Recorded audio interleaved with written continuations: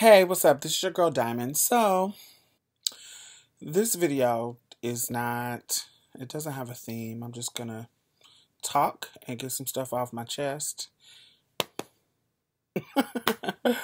And whatever you take from me, you take from it. Okay. Usually, I've been on YouTube for a long ass fucking time. Next year, it'll be like 10 years, bitch.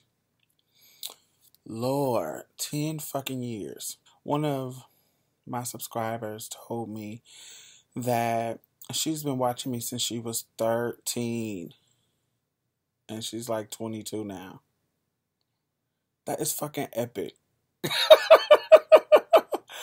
And she just shared some of her just some of her favorite videos and just moments where she couldn't put what she meant into words because she hadn't had enough life experience to talk about things. And I would make a video and she would share it with her mother because I would explain it because I knew how to explain it because I lived it way better than she could. And she would show her mother a video that I did and oh my God, just that affirmation of my work. And things like this have happened since I've been on here, but it's just that to me is that affirmation of the reason why I do this. I didn't do this to become popular, and I'm not popular. I only have like 10,000 subscribers. I didn't do this. That's why I don't post all the damn time. I post when I feel like doing it and when I have something to say. But the reason why I do what I do, even the work, like the advocacy work that I do outside of, the internet, the reason why I do what I do is because I feel like I have something to offer to help the next generation or somebody in maybe a situation that I was in that I learned from. And hey, maybe me telling you something about me would help you. So having that affirmation of my work is a beautiful thing. Anyway, so I say all that to say this. I've been on here for a long dang on time. And technically, you guys have seen me grow into a mature woman. I was a young woman when I started this. And now I'm not an old woman, but I've grown into my womanhood so much more deeply. When you guys first met me, I was 26. Yeah, I was in my mid-20s and now I'm in my mid-30s. And I was 26. And I've had a lot of life that I lived prior to being 26. And so many things have happened. And so the stories that I would give y'all were lessons that I had learned throughout that early part of my life.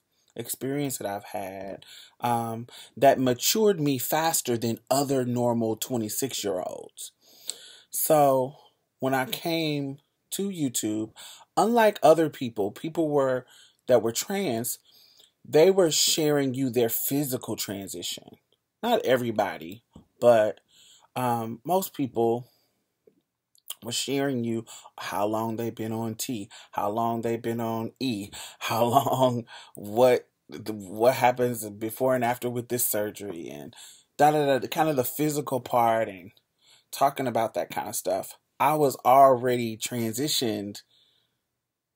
You see what I'm saying? So for a long time at that point, at 26, 10 fucking years, 10 plus years before that, I was already doing what I do, being who I am.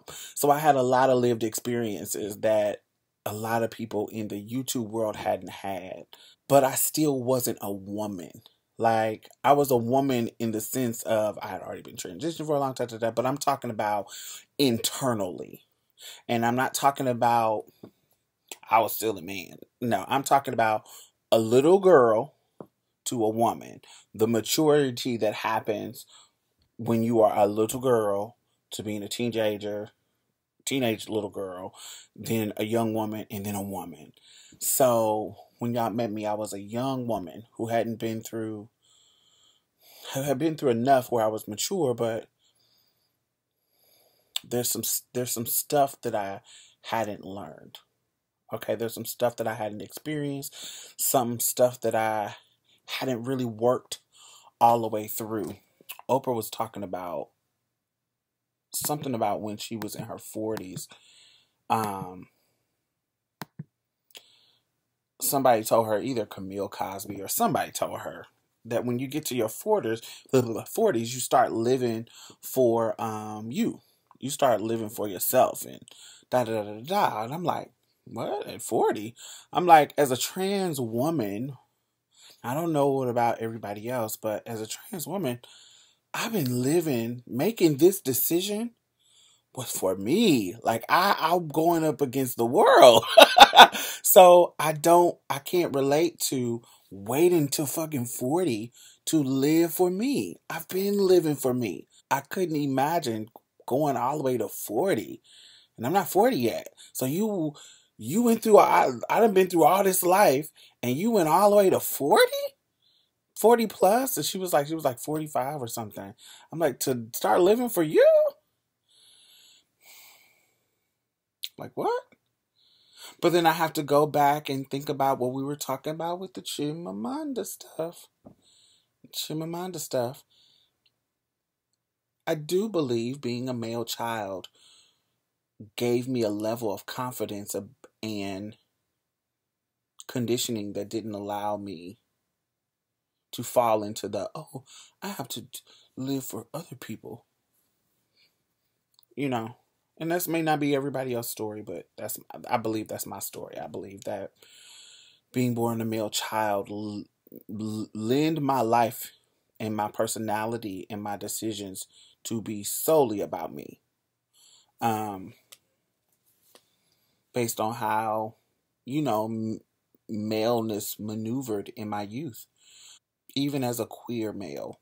So anyway, so I just can't imagine being 40 something and just now figuring out live for you. So I've been living for me, doing what I want to do. When I was younger, I dealt with a lot of dudes solely based on the attention that they gave me. Like my first little crush that I talk about in The Love Beneath, Gerald. The reason why I flocked to him more than any other boys that was in my group home was because he was the one that was the most protective of me.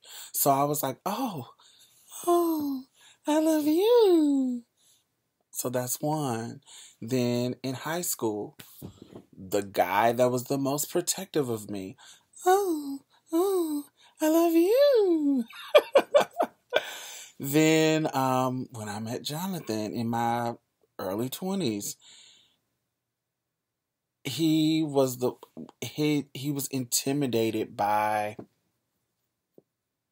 not intimidated like scary, but shy. My beauty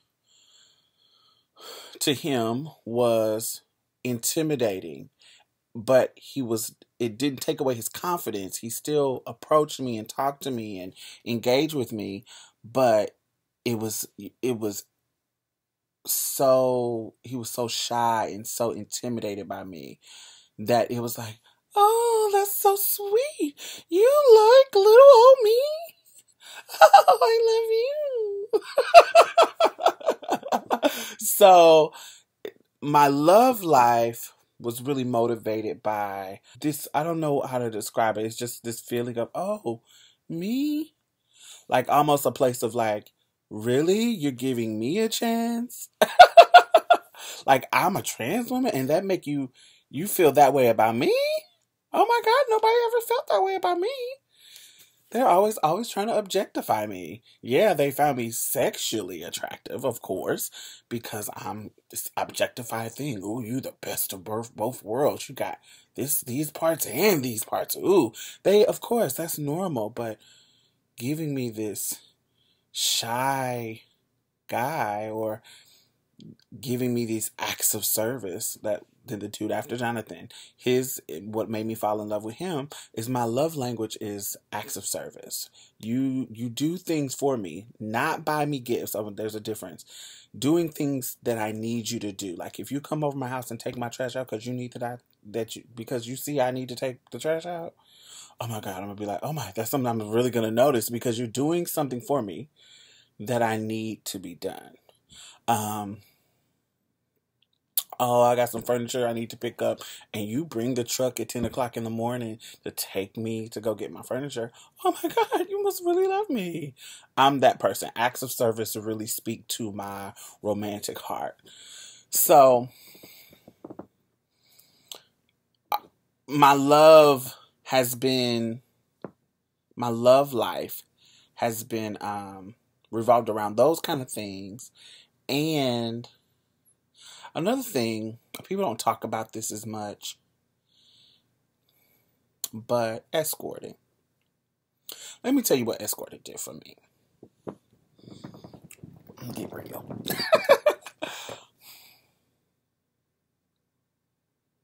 When you start this transition, everybody is telling you, well, I don't know. Now, if you a Jazz Jennings and you got people supporting you, that might be different. But just talk about me.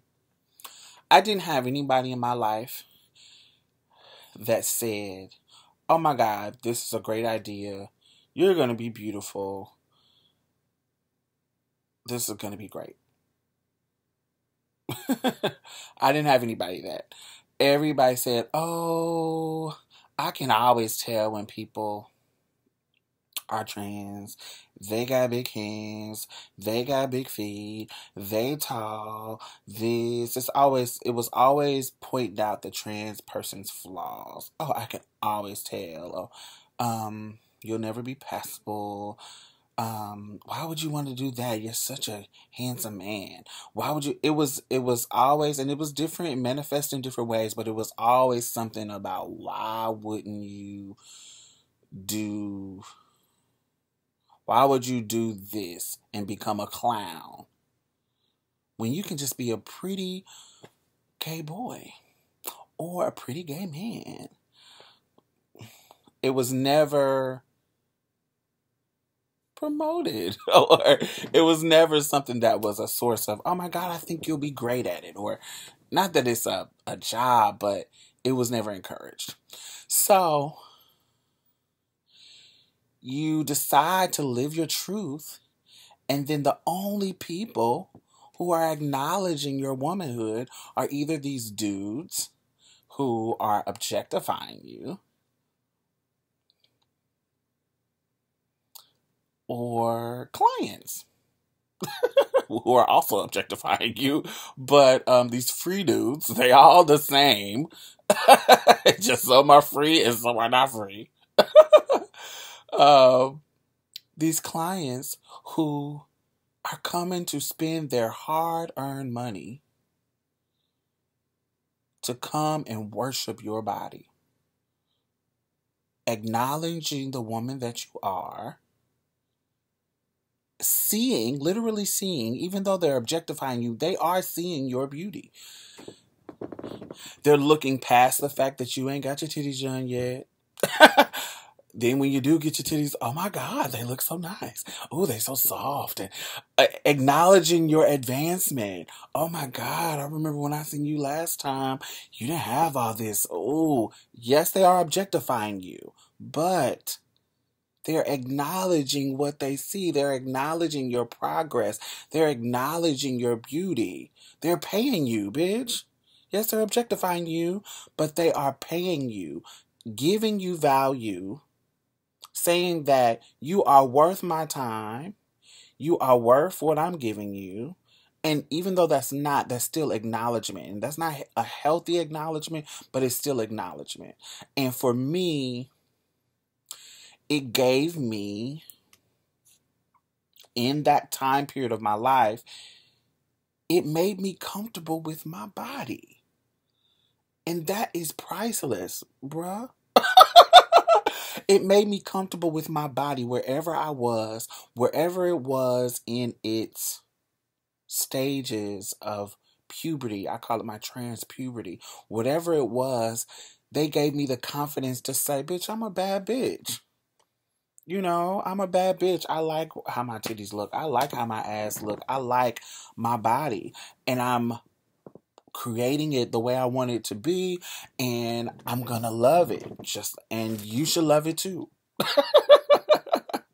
So clients gave me that kind of confidence. So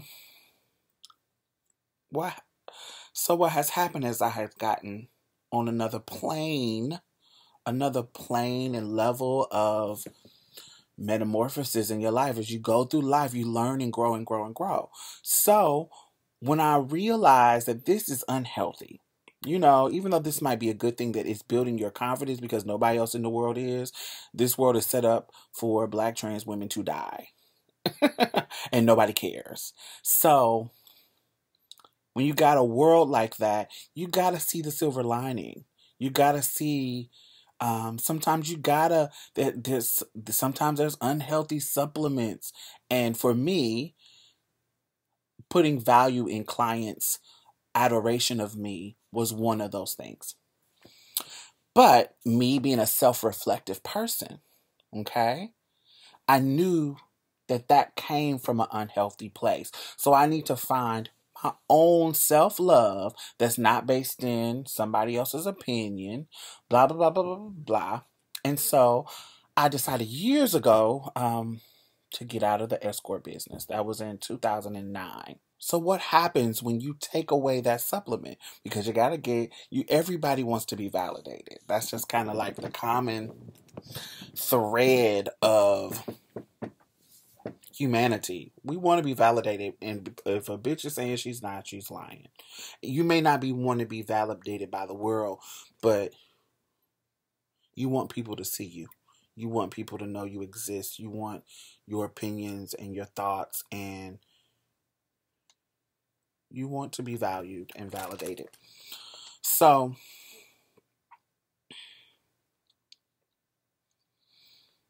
when you take that away, when you take that constant validation away, and you have to come to grips with yourself. And that's what started to happen, and coming to grips with the reality of the world. Because remember, I started escorting when I was 23 and stopped at 29-ish, somewhere around there, advertising. So in this whole 5+ year span, you have these people who are giving you thousands and thousands of dollars for your time. You're young and hot, and you're young, hot, skinny, and all these good thick. You young and hot in the prime of your beauty years, your youthful beauty years, and you're getting all this male attention. And then you age. Every woman ages and has to come to grips with aging. So you take away these clients. You take away all these things. You get older, you get more mature, you start making more money. And now it's like, okay, now I'm ready to find love, and I'm ready to find relationships that is based in healthy. Because back then, when I was younger, I wanted a man to come in and have a good job so he can pay some bills. You know why? Because I was broke and couldn't pay my bills. So I wish I could pay my bills, but it was a struggle, hustling. But I wanted to have somebody come in and pay my bills so I can, so that was a core. Financial stability was a core perk of having a man, because you can have a team player with you that can help you pay some bills. But that kind of financial ball and chain kind of thing, being that back in the day, I thought like that, a lot of my relationships, remember I said I fall in love with people based off acts of service. There was a lot of times, especially my husband, he stayed in my life for the longest because he was the one with the coins. And anytime that I was in a down situation, he would, even though I know our relationship was unhealthy because he was a down low man, he could creep back into my psyche based on doing something that I needed. And he had the money to do it, and I didn't. And so I would equate that to him really loving me because he had the money to do these things for me, even though that was not a healthy relationship. So now that I'm a grown ass woman making my own money, I don't need that kind of validation. A dude has to really show me he loves me. It's not just, ooh, let me pay for some stuff for you. Or let me come and help pay her bills. You see what I'm saying? Come and help pay her bills, and she gonna think that I love her because I'm doing this nice stuff for her. And, you know, putting value in the things that he's doing for me. And now that I'm older, I pay all my own bills. I pay all of them. And I did before, but I don't I don't need a man for that. So when I'm dating, I'm not looking for how much money you make, or that's important because I don't want you to be a mooch, but I, it's not something that I really hold on to, and you have to have that. It's now that I'm self-sufficient, that doesn't need to be a part of the resume you bring to the table. You have to show me in other ways, in your quality time, and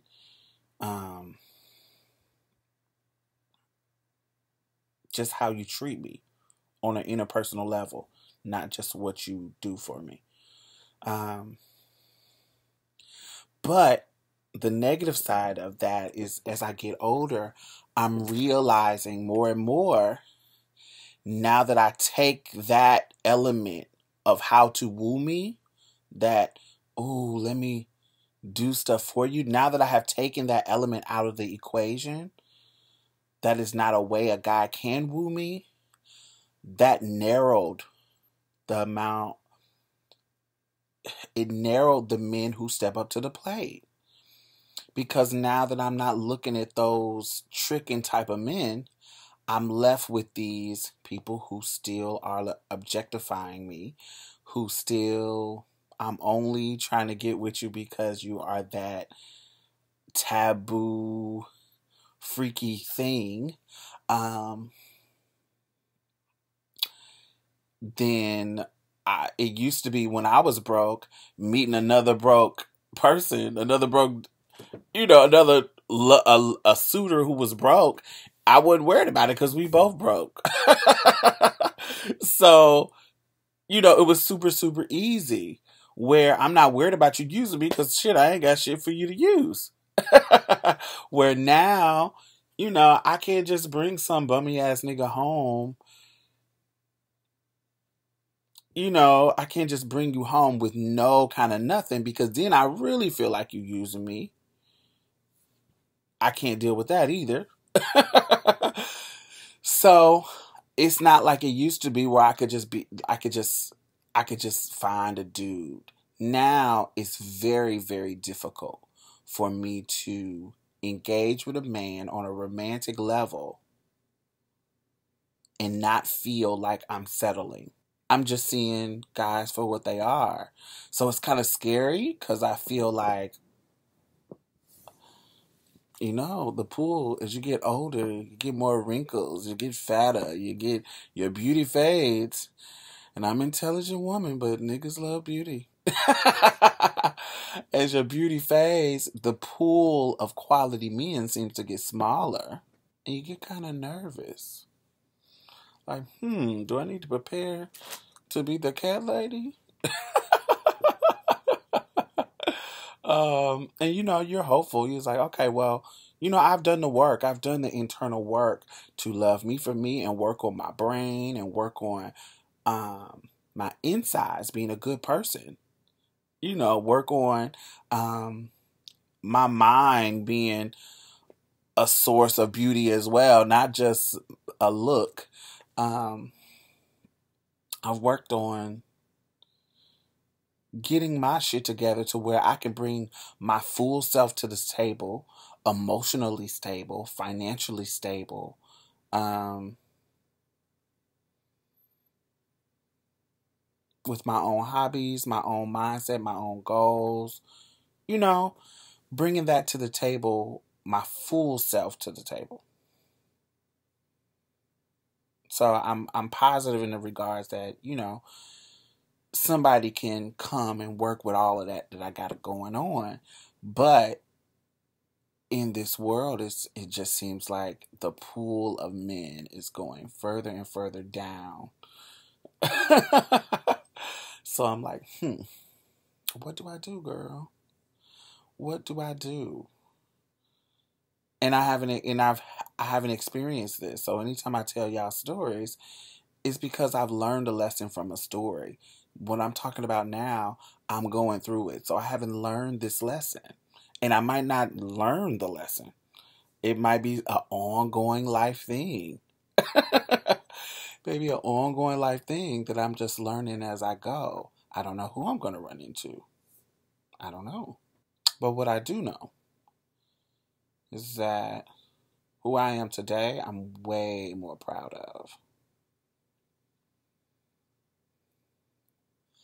I'm way more proud to lay it all out. This is who I am. This is what I bring to the table. Um, I think I got it going on. I think you got it going on. Um, you know, I'm not afraid to give a man his props out of fear of rejection or fear of, sometimes I know when I was younger, I wouldn't let a dude know how attractive I was to him because if it got ugly and I had to cuss his ass out, he could never say that I was on his dick. He could never say that I was jocking him or nothing because, nigga, I ain't never told you was all that. You was all on me. Playing that kind of role. Um, but now, as a fucking grown ass woman, I can put it all out on the table. If I like you, I let you know that I like you. And I don't have to be modest. I can tell you that I think I'm all that. I think that I'm beautiful. I think that, I got it going on. And that doesn't diminish you.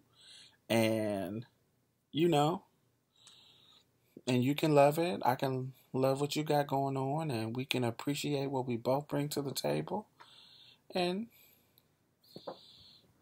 I'm proud of who I am. I'm proud of my mind. I'm proud of everything. I'm proud of where I'm at in life. So whatever happens, even though I would love to be in love, do so in love.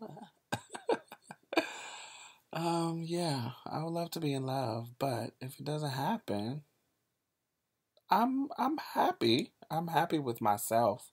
The work that I've done to make me a better person. I'm happy with that part. So anyway, what do y'all think? What do y'all take from this conversation? This is your girl Diamond. Bye bye.